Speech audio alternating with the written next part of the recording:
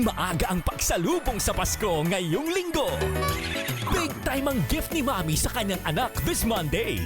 Anong parte ng araw ang paborito ng mga tambay? Maghapon, tanghali, sobrang tirik yung araw. So, mas okay pag gabi. Anong gagawin mo sa iyong mapapanalunan? I-invest ko para sa school ng anak ko. Sa Martes, may member ng Samahan ng Malamigang Pasko na maglalaro. Paano nang babasted ang girls nang hindi nakakasakit? Naranasan ko na rin yung maligawan para hindi masaktan yung mga guy. Hindi pa ready. So ikaw wala kang boyfriend ngayon? Wala pa.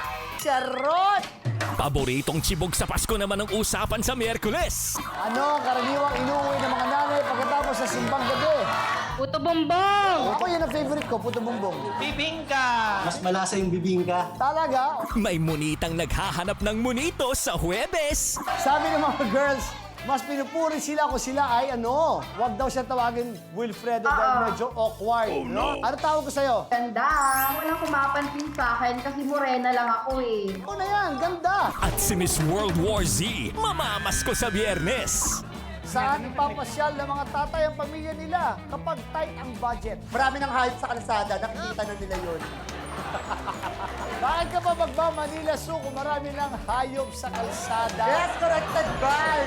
Talaga namang everyday is Christmas Day this week sa Let's Ask Pilipinas! Lunes hanggang Biyernes, 7 p.m. sa TV5.